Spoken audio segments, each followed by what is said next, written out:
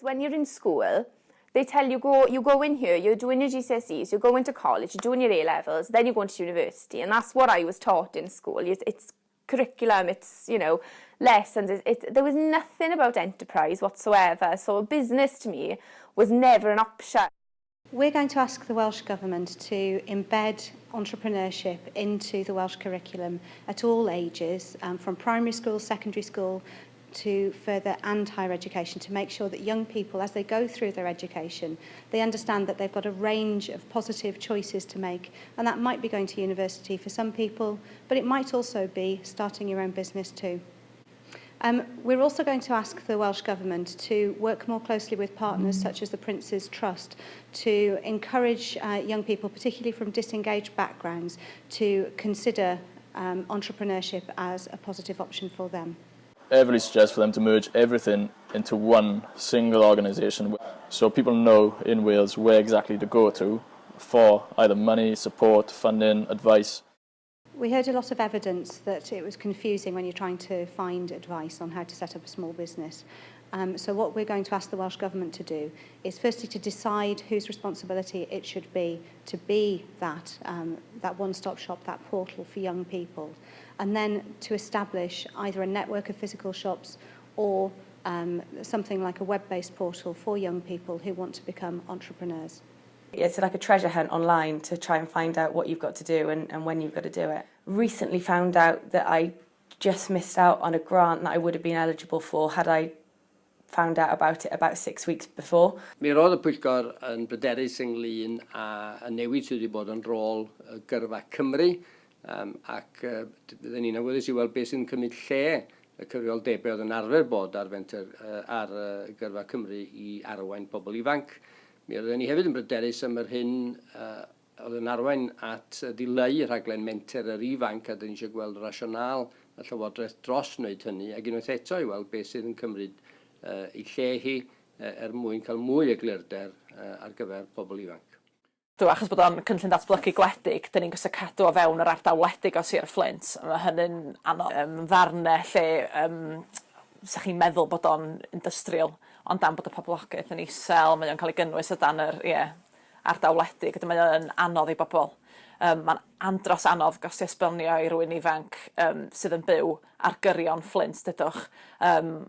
Mae ffrind nhw wedi cael borsariaeth gen ni, maen nhw'n byw lawr y ffordd, ond dydyn nhw ddim yn medru. Actually, if you wanted to get the most bang for your buck on pretty much any project, you probably spend almost all of it below the M4. You know, Newport, Cardiff, Swansea. Does am llawer o swyddi yn lleol a dwi eisiau aros yn lleol.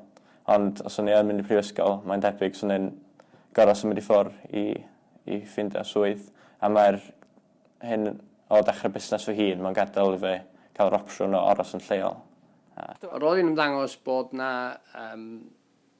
ganfyddiad o fewn pobl ifanc, bod pob beth yn digwydd yng Nghaerdydd, a fawr o ddim byd ar gael yn un lle arall.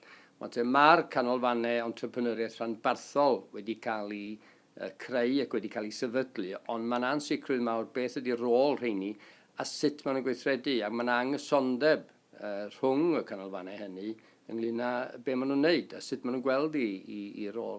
Felly mi fyddwn ni'n disgwyl y Llywodraeth edrych yn fanwl ar ddod â chysondeb a hefyd rhoi mwy o ysbysrwydd i'r canolfannau hynny, fel pobl ifanc yn gwybod lle i fynd am eu cyngor.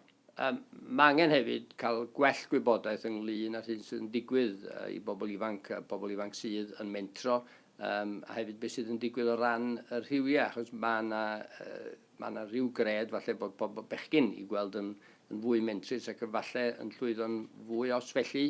Mae eisiau gwybod pam, ond cyn gallu dweud hynny, mae rhaid i ni gael y ffigurau a'r data cywir.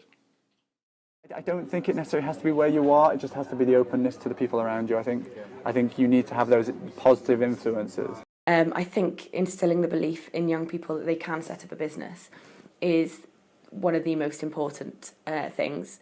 I think mentoring is really important. I think everyone should give back what they've learned. I'm not an expert in many things, but there are definitely things that I know a lot about, and so why not share that with younger people who are just starting out. Actually, if there's ever a time for you in your life you know, you're living with 3 other people, your rent is like £7 a week, you can live on baked beans, go and make mistakes, go and learn.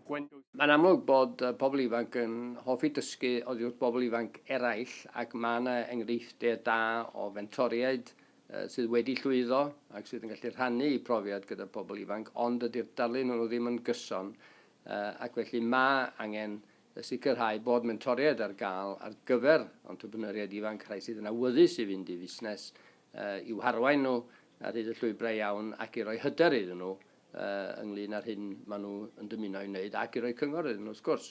Felly mae rôl mentoriaid yn bwysig iawn, ond unwaith eto mae rhaid cael cysondeb ar hyd a lled Cymru mwyn i bobl ifanc allu gwireddu eu breuddwydion.